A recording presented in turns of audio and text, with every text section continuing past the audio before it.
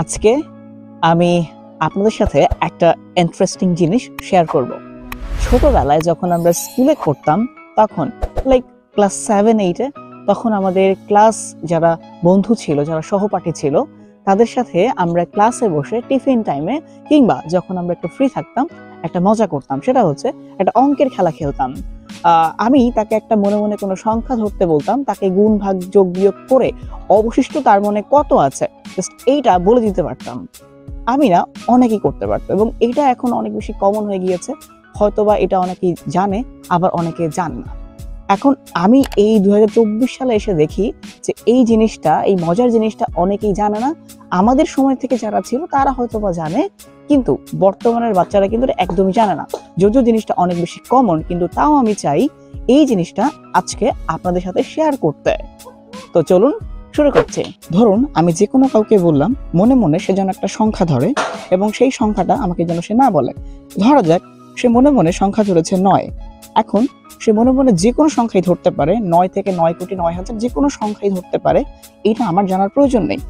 আপনি তাকে বলবেন যে সংখ্যাটা সে ধরেছে এটা যেন সে প্রথমে 2 দিয়ে গুণ করে। তাহলে আমি এখানে 2 দিয়ে গুণ করছি। আচ্ছা, পরবর্তীতে আপনি তাকে একটা সংখ্যা দেবেন। মনে রাখবেন আপনি যে সংখ্যাটা তাকে দিচ্ছেন সবসময় এটা জোড় সংখ্যা দেবেন। ধরুন আমি 10 দিতে পারি, 8 দিতে পারি, 6 দিতে পারি, 12 দিতে পারি। যেটাই আমি দেই না কেন আমি যেন সেটা জোড় সংখ্যা দিই। এই মুহূর্তে বোঝানোর সুবিধার জন্য আমি তাকে 10 দিচ্ছি। আচ্ছা, তাকে বলবেন এই সংখ্যাটা যোগ করতে এবং তার ফলাফল টোটাল হয়েছে এই পর্যন্ত 28। যে সংখ্যাটা অবশিষ্ট আছে সেটাকে 2 দিয়ে ভাগ করতে, আমরা 2 দিয়ে ভাগ করছি। এবং এরপরে আপনি তাকে বলবেন শুরুতে যে সংখ্যাটা সে ধরেছিল সেটা এখান থেকে বাদ দিতে। শুরুতে সে ধরেছিল 9, তাহলে এখান থেকে 9 আমরা বাদ দিচ্ছি এবং আমাদের অ্যান্সার হচ্ছে 5। এখানে একটা জিনিস আপনাকে আমি বলে রাখি, সেটা হচ্ছে আপনি তাকে যে সংখ্যাটা দিয়েছিলেন, অর্থাৎ আমরা তাকে 10 দিয়েছিলাম, এই 10-এর অর্ধেক হচ্ছে 5। অর্থাৎ আপনি তাকে যে সংখ্যাটা দেবেন সেটা এর জন্যই আপনি তাকে জোড় সংখ্যাটা দিচ্ছেন, কারণ আপনি যে জোড় সংখ্যাটা দিচ্ছেন তার অর্ধেক হবে অ্যান্সার।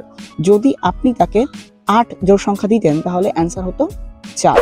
অর্থাৎ পুরো অঙ্কের ম্যাজিকটাকে আমি যদি সাম আপ করি তাহলে সে শুরুতে ধরেছিল 9, আমি তাকে বলেছিলাম, অর্থাৎ আপনি তাকে বলবেন এটাকে সে 2 দিয়ে যেন গুণ করে। সে মনে মনে কত ধরছে এটা আপনার জানার প্রয়োজন নেই, দরকার নেই। আপনি বলবেন সরাসরি 2 দিয়ে গুণ করতে। 2 দিয়ে গুণ করা হলো। এরপরে আপনি তাকে যে কোনো একটি জোড় সংখ্যা দেবেন, যেমন 10, 8, 12, 14। আপনি যে জোড় সংখ্যাটি দিচ্ছেন তার ঠিক অর্ধেক হবে এটার আনসার। আমি যেহেতু 10 দিয়েছিলাম তাকে বলছি 10 দিয়ে যোগ করতে। টোটাল অ্যান্সার হচ্ছে আমাদের 28। ওকে, এবার আপনি তাকে বলবেন এটাকে 2 দিয়ে ভাগ করতে। ভাগ করছি, অ্যান্সার হচ্ছে 14। এরপরে আপনি তাকে বলবেন শুরুতে সে যে সংখ্যাটি ধরেছিল এই সংখ্যাটিকে এখান থেকে বাদ দিতে, অর্থাৎ সে শুরুতে ধরেছিল 9 এবং আমাদের অবশিষ্ট অ্যান্সার হচ্ছে 5। এবং মনে করবেন আমি অঙ্কের শুরুতে, এই খেলার শুরুতে আমি তাকে মনে মনে ধরতে দিয়েছিলাম হচ্ছে 10, যেটা জোড় সংখ্যা ছিল, যার অর্ধেক অ্যান্সার হচ্ছে 5।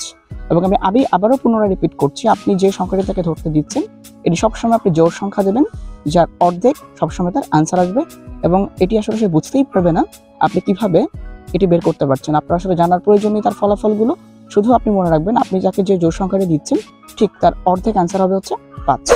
যদিও অনেক বেশি কমন আর অনেক বেশি সহজ একটা জিনিস, তারপরেও 24 সালে এসে হয়তোবা এটি অনেকে জানে আর অনেকেই জানে না।